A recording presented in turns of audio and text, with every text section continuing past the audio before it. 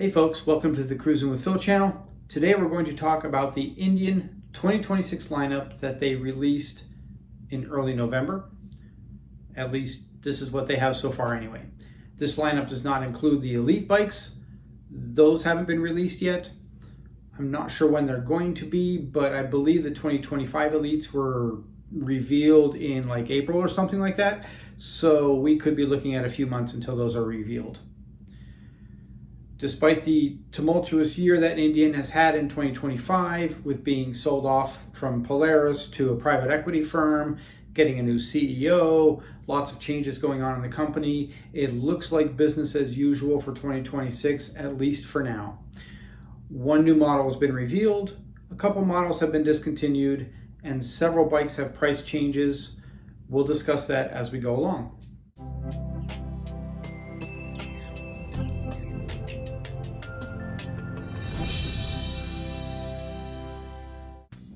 Let's get started with the bottom of the lineup with the Scout 60. The Scout 60 looks to be about the same as last year with the Bobber Sport and Classic models available.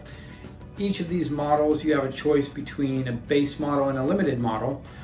The base model only comes in black and has just ABS, I think, as a feature. The limited model offers a couple different colors, as well as cruise control and riding modes, traction control, a USB charging port, stuff like that. For the most part, prices are the same, except for one notable difference. The Sport Scout 60 base model has dropped $1,000 from $11,500 to $10,500. The Bobber starts at $10,000 and the Classic starts at $12,000. The Scout models have a slightly bigger engine and add two more models along with the Bobber Sport and Classic.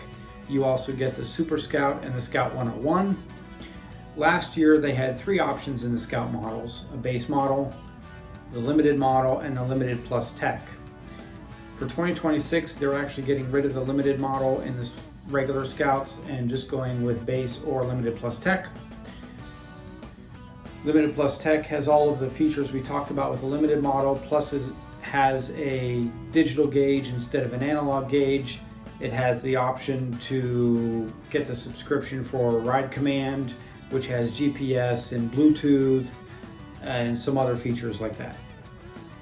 The Sport Scout is where we see the new model for the year. This is the Sport Scout RT. Basically, it's the Sport Scout with hard saddlebags on it. It's very comparable to the Sport Chief RT, which came out last year. The Sport Scout RT is an extra $1,300, making it an even $17,000 MSRP for that bike. Starting prices on the Scouts have changed on a couple models. The Bobber still starts at $13,000, the Sport Scout still starts at $13,500, and the 101 Scout still runs at $17,000. The Scout Classic no longer has the base model available. It's only available in the Limited Plus Tech, and they raised the price as well.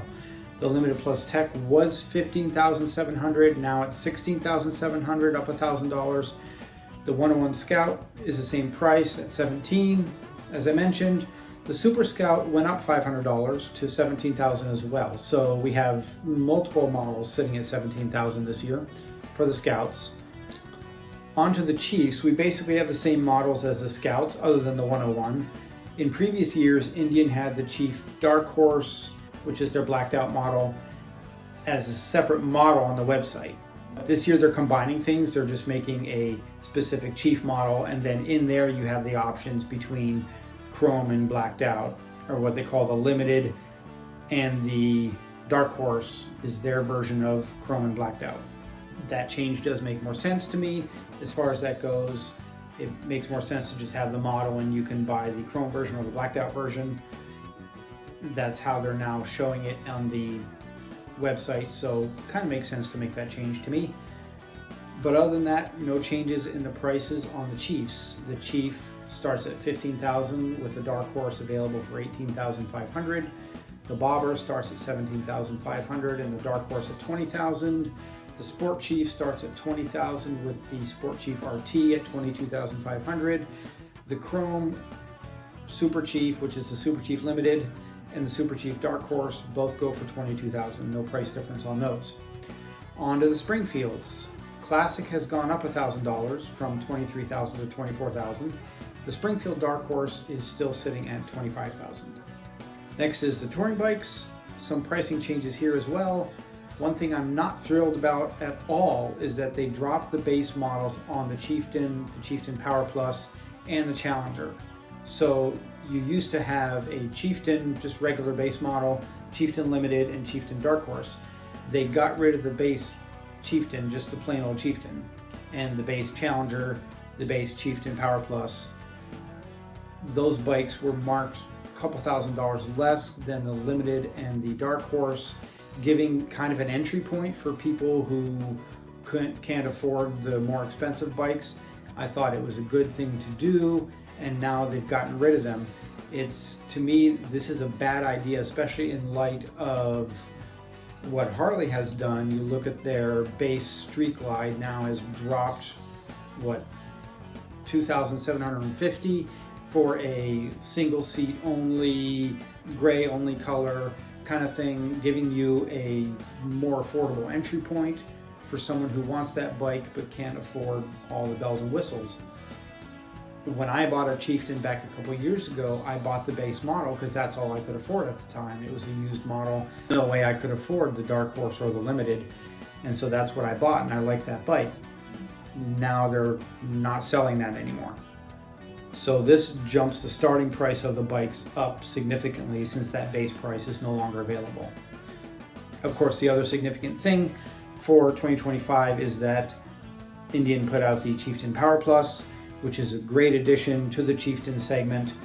So we now have two segments of Chieftains. We have the Chieftain Thunderstroke and the Chieftain Power Plus, the Thunderstroke being the air-cooled engine with 116 engine, and then the Power Plus being either the 108 or the 112, which is liquid cooled. The Thunderstroke Chieftains are actually now more expensive than the Power Plus, and I believe that's because they're really pushing the Power Plus bikes, but they're also, I'm guessing, going to fade out the Thunderstrokes. I don't know that for absolute certain, but that is my prediction, that Indian is going to fade them out so that it's just the Power Plus engines on the touring bikes, probably in the next couple of years. Anyway, on to the pricing. The Chieftain Thunderstroke Limited starts at $29,750. The Dark Horse starts at $30,000. The Chieftain Power Plus 108 Limited starts at $28,000, and the Dark Horse starts at $29,000. Those are both up $500 from last year, and then of course the 112 is a higher price on that. The Challenger is priced the same as the Chieftain Power Plus, with the 108 Limited starting at $28,000 and the 108 Dark Horse starting at $29,000. In the same way, the Roadmaster Thunderstroke is now more expensive than the Roadmaster Power Plus. On the Roadmaster Thunderstrokes, the Roadmaster Classic or Standard has been bumped up $2,000 from $33,000 to $35,000. The Limited has gone up $750 to $33,750, and the Dark Horse is at the same price of $33,500, which is kind of weird because the Dark Horse on all the other bikes is more expensive than the Limited, but here they bumped the Limited up to a higher price point than the Dark Horse. The Roadmaster Power Plus Limited has gone up $500 to $32,500. The Dark Horse has also gone up $500 to $34,000. The Pursuit runs at the same price.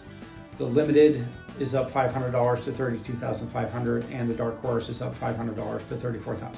That is it for the 2026 lineup for Indian so far. Pricing wise, this is a fairly typical update for Indian, with a couple models going down in price, but several going up in price.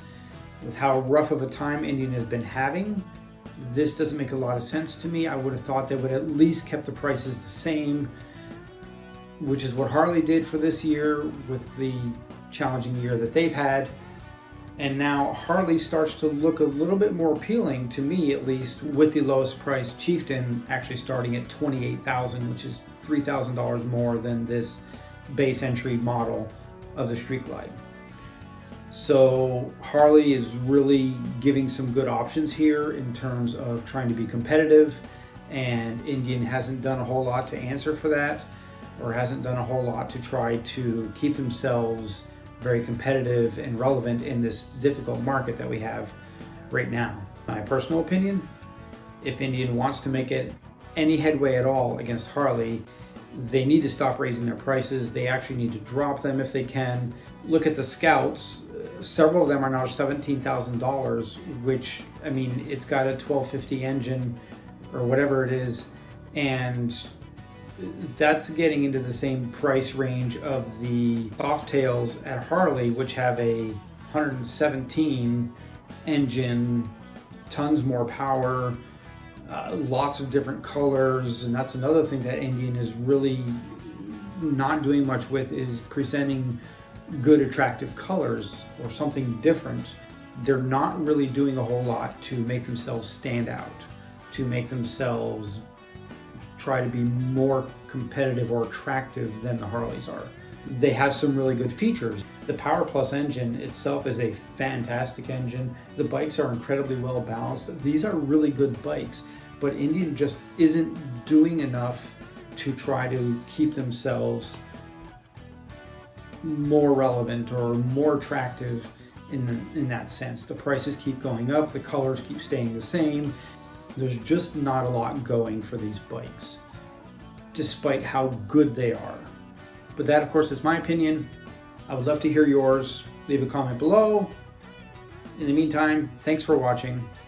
Please subscribe, and we will catch you on the next one. Take care, everybody. God bless.